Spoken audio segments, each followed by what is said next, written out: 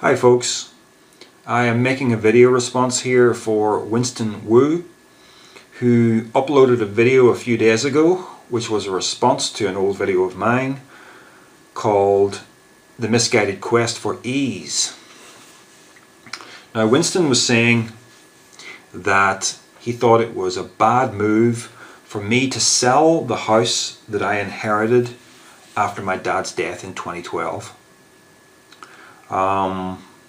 Yes, from a purely business point of view, it probably was a bad move, but you have to wear more hats in life than just a business hat.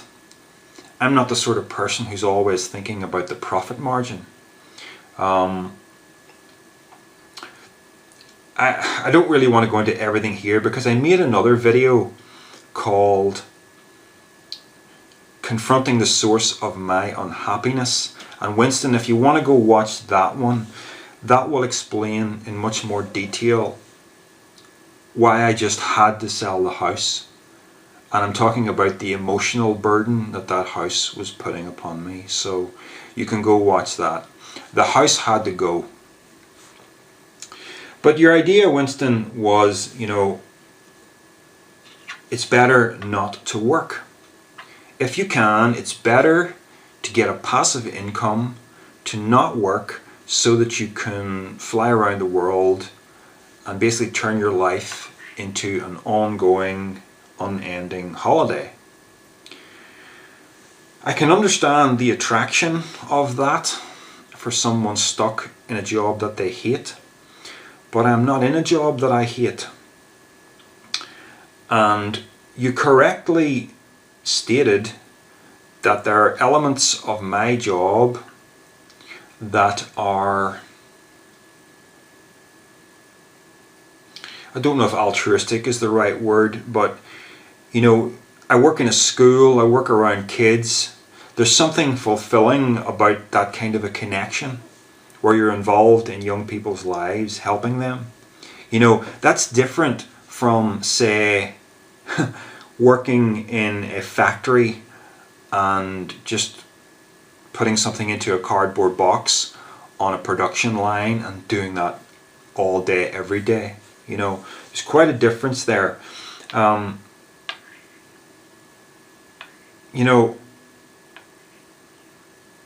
you acknowledged that I feel a certain attachment, a certain satisfaction in working with children.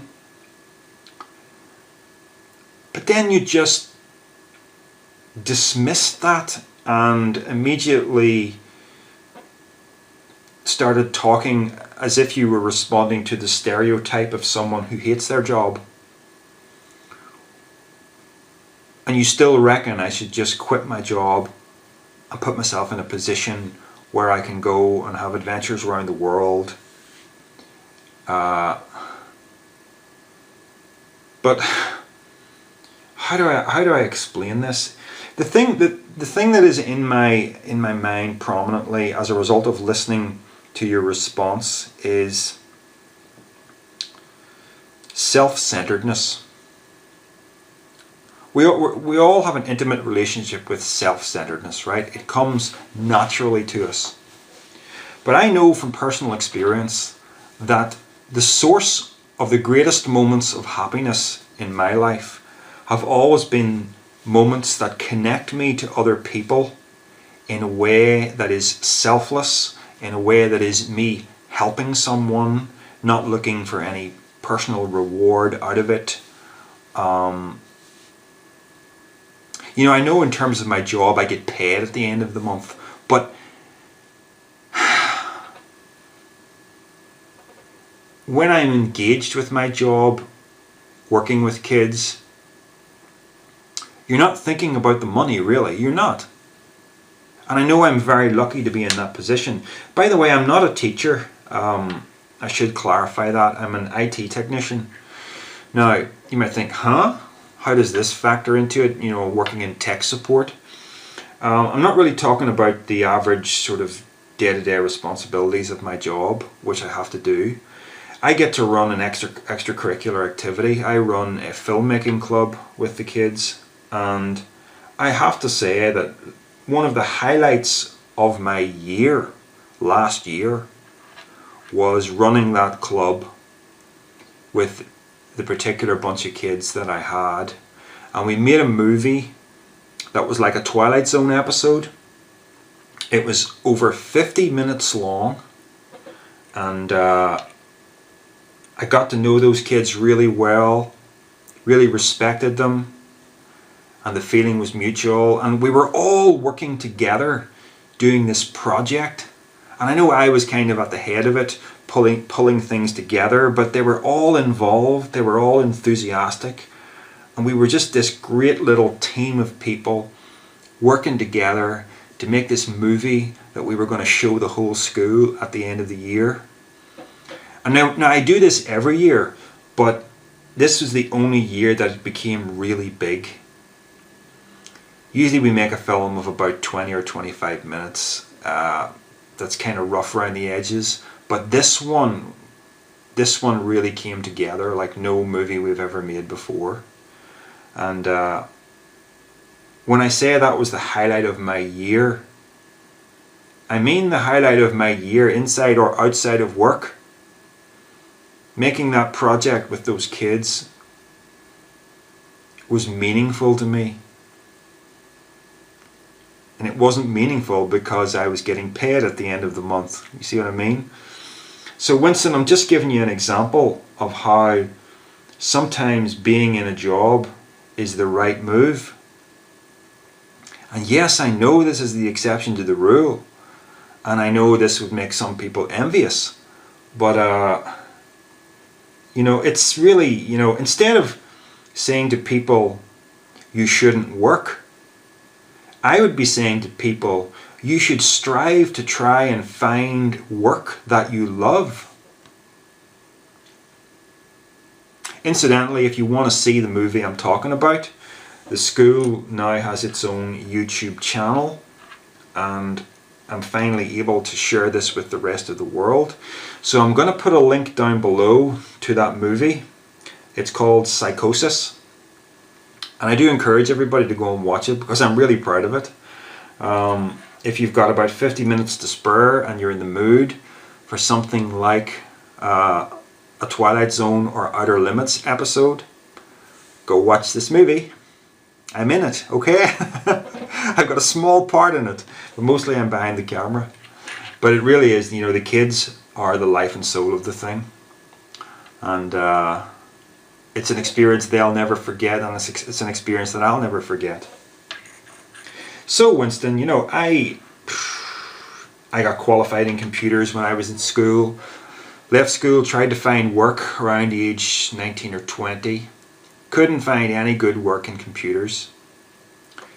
Ended up deciding that I had to go back and go to university, which I had never really intended to do. But at age 24, I applied for university, and that was 3 years of my life. And it was a bit of a slog, and I didn't enjoy it. But at the end of the day, I got qualified, and that qualification allowed me to find good work in computers. I've had 3 jobs since university. The first one was a programming job that I stayed at a week because it was so darn stressful. I only stayed a week. But if I could have handled it, it would have been quite a job. I then worked at a place called Lisburn Institute, which was a college, for about 1.5 years. It was so-so. And then I found a job in a school in my local town. So I applied for it, I got it, and I've been there ever since, and that's almost 17 years. So that job I'm in not only offers me security, but it is a source of fulfillment for my life. And Winston, you acknowledged that, but then you just dismissed that. The thing that is fulfilling about the job, aside from the film club, is the fact that I'm in that place, I'm using a skill set that I developed and honed in the earlier part of my life. And that skill set is not something that anybody else in the building possesses, just me. So I'm needed. I'm needed to fix all manner of problems that occur on a daily basis. And that makes me feel good. I have a role to play in society. There's a certain sense of maybe not selflessness, but just connectedness. And again, I know this is not something that you can really feel on a production line in a factory. But, you know, work is not really the problem in life. Even a bird has to work to make its nest. You know, we don't really get a free ride. And Winston, you know that the advice you're giving to me is not advice that you can give to everybody. It's just advice that you can give to lucky people. You know, there's no way to take work out of this picture if you just sort of, you know, allow yourself to think about all the relationships that are in play. What I mean is, yes, I could have kept my dad's house and rented it out, and then I could have quit my job and not had to work, right? But the situation that's really in play there is someone else has to work to pay me so that I don't have to work.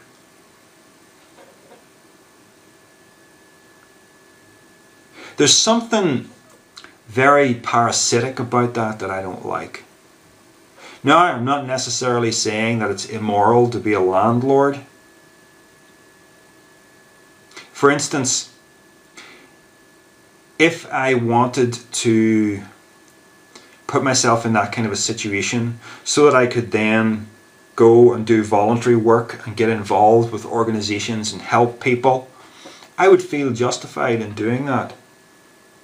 But if my attitude was, I want someone else to pay me so I don't have to work, so I can go on holiday and live a completely self-absorbed life, I can't see how that would satisfy me.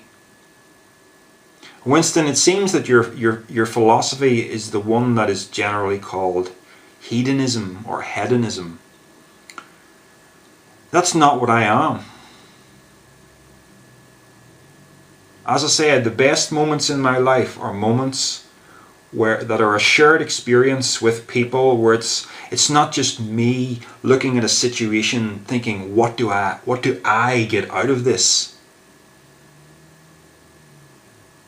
It's either me helping someone or all of us pulling together for a common goal.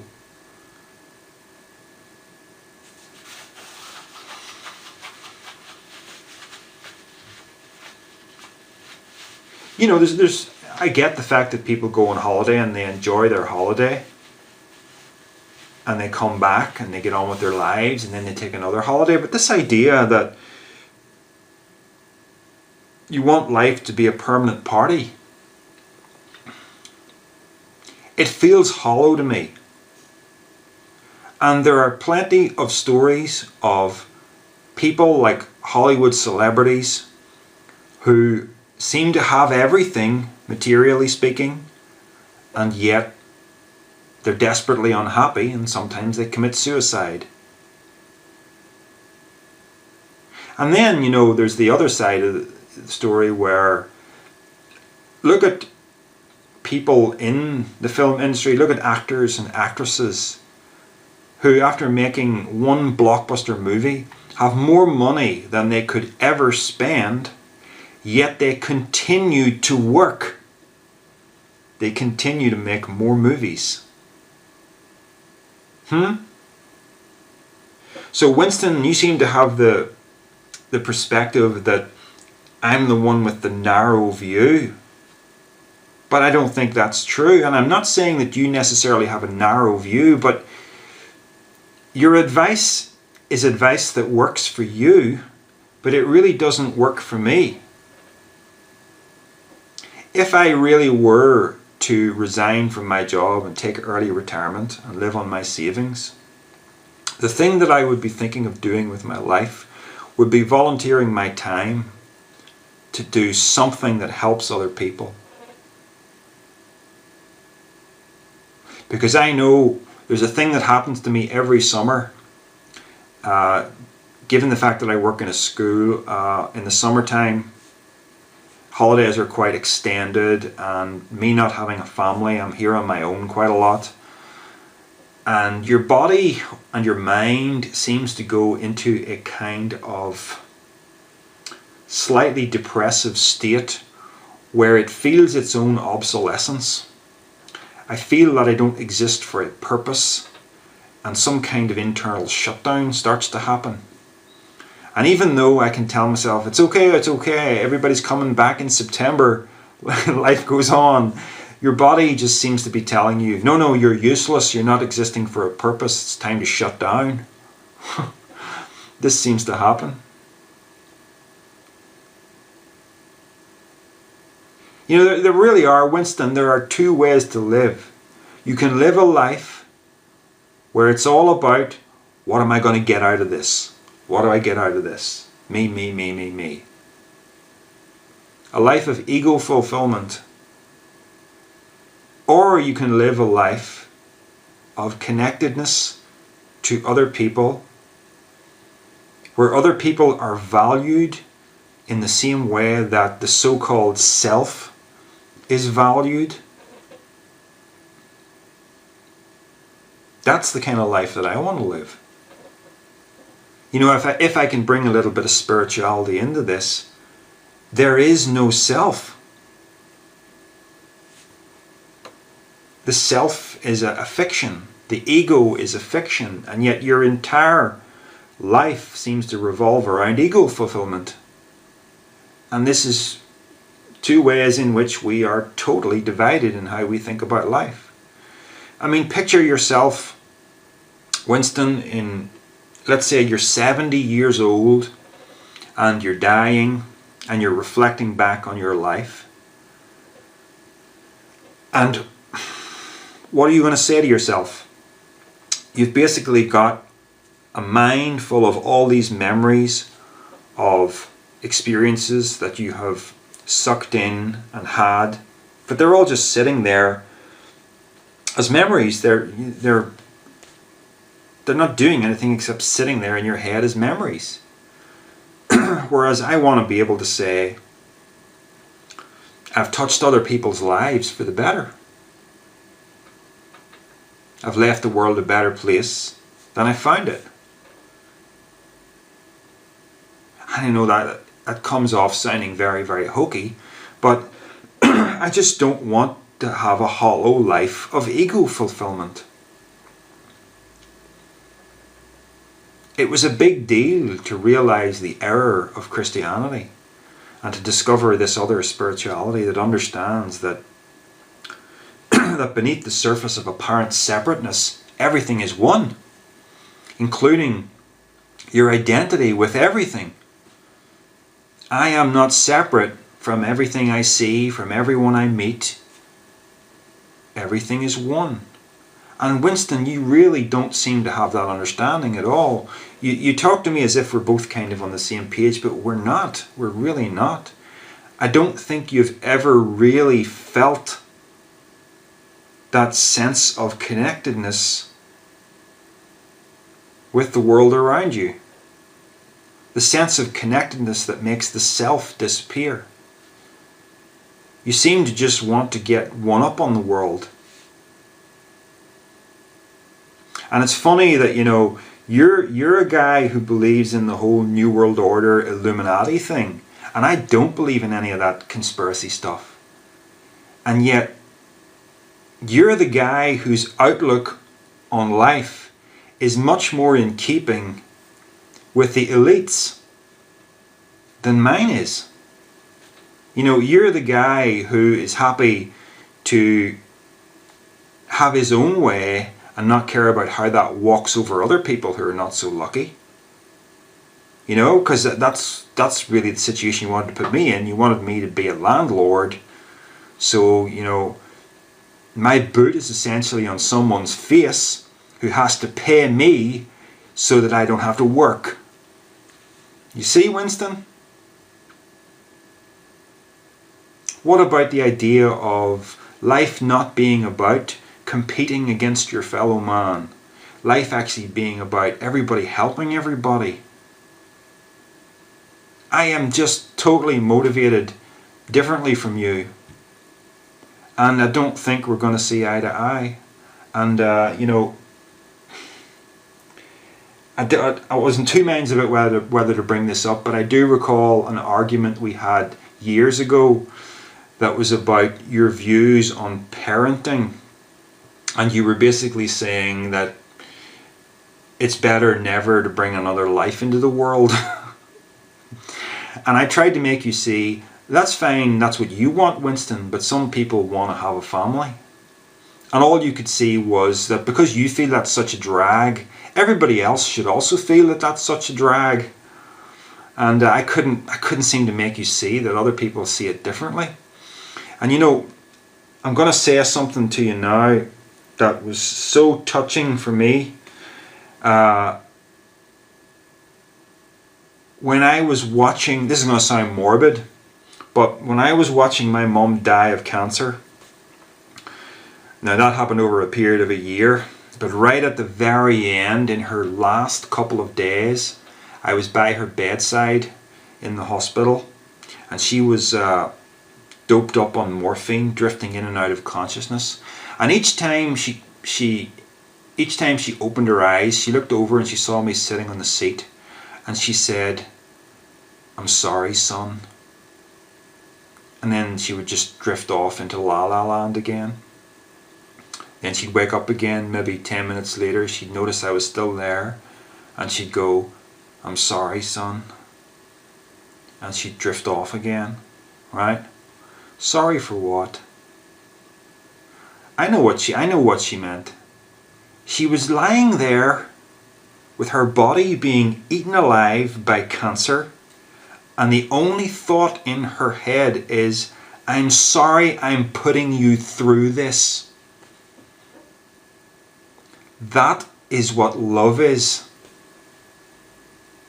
And I know it's probably true to say that there's nobody loves you like your own mother.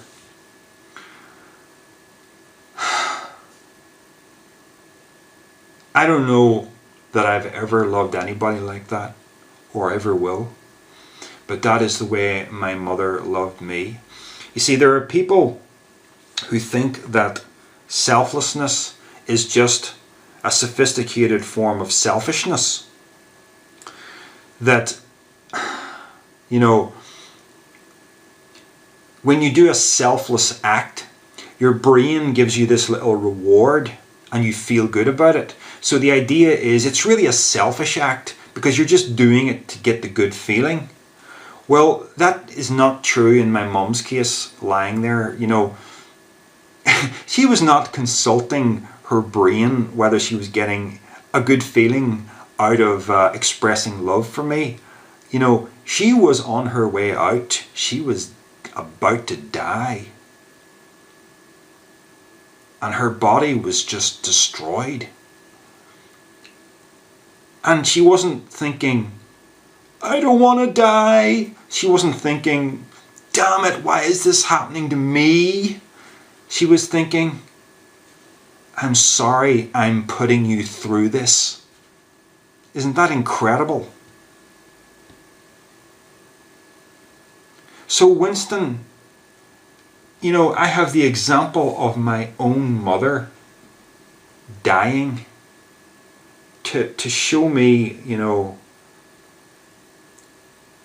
the kind of connectedness that it is possible to have with another human being, where you're not just looking at another person as a resource that you can exploit, or as someone who gives you warm fuzzies, or as somebody, who's going to be a good lay in bed. You talked about how I could get all these girlfriends if I went abroad and everything.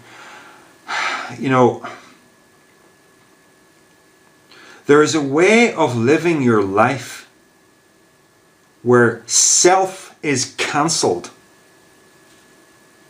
And I am just touching the edge of the possibility of that, because there is so much in my life that is selfish. And you are a voice. I'm sorry to be so accusational, Winston, and I don't really mean it to come off like this, but you are a voice encouraging me to live my life in totally the wrong direction, from where I know fulfillment actually lies.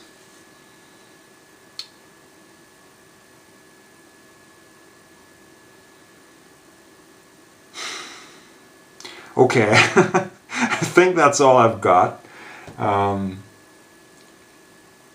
I do want to say, Winston, I appreciate you making the video response. I think it's good. It has stimulated this discussion between us. I just want to leave you with the thought that there's a better way to live than living for yourself.